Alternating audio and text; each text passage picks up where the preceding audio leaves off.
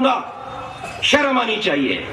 छोटे छोटे देश आतंकवाद को समझकर उन्होंने अपनी जनता की, अपनी संस्कृति की, अपनी भूमि की रक्षा की है। मैं उदाहरण दे रहा हूं, तुरंत ध्यान दीजिए।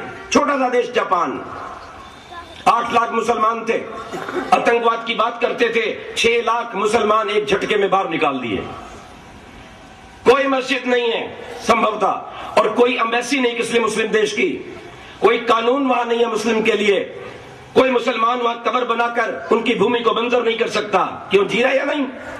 इसराइल की ओर देखो, उन्होंने कहा अगर एक इसराइल का व्यक्ति मरेगा तो 10 मुसलमानों को काट दिया जाएगा। बोलो लादेन वहां क्यों नहीं पहुंचता? जाए ना मुशर्रफ, सारे मुस्लिम साम्राज्य इकट्ठे होकर जाए ना, संभाले इसराइल को। भारत के नेताओं को इसराइल से सीखना चाहिए, जापान से सीखना चाहिए। ये छोटा सा देश है हमारे बाजू में, बर्मा, इसने 2.5 लाख मुसलमान, जैसे इन्होंने आतंकवाद का नारा लगाया, अल्लाह अकबर कहा, उसने 2.5 लाख उठा करके बांग्लादेश भेज दिए। बांग्लादेश वाला बड़ा दुष्ट निकला।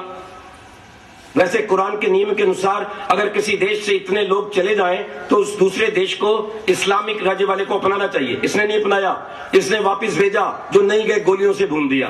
तो बहुत से मुसलमानों की गोलियों से मारे गए। जो वापस पहुंचे, बर्मा वाले ने भी नहीं रखा, अपना कानून बिल्कुल पक्का कर लिया, वोट का अधिकार समाप्त कर दिया, सरकारी सुविधाओं को रोक दिया। वहां से मुसलमान भागकर मलेशिया आदि चले गए और आधे रास्ते में मर गए।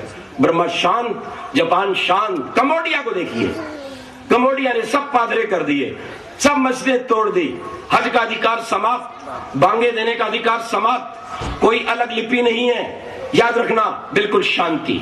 आइए आगे बढ़िए रूस की ओर। रूस को तोड़ने वाले यही थे, ये इस्लामिक गद्दार। आज रूस ने अपने यहां से हजारों मस्जिदों को बुलडोजर फेर के साफ कर दिया है, अनेकों को फांसी पर लटका दिया, गोलियों से भून दिया। कोई मुसलमान वहां उर्दू भाषा के अंदर अपनी भाषा नहीं लिख सकता, अरबी में नहीं लिख सकता, लेकिन यह तो रशियन लिपि रहेगी। बिल्कुल ठीक बात, बिल्कुल ठीक बात। और केवल 1-2 मस्जिद रूस ने छोड़ी है, किसके लिए? कि जो बाहर से मुस्लिम देश के लोग आते हैं उनको खुश किया जा सके। हाँ भाई, तुम्हारी भी चीज रखी हुई है। बिल्कुल शांति कर दी रूस ने। आगे बढ़िए चीन की ओर चलता हूं मैं।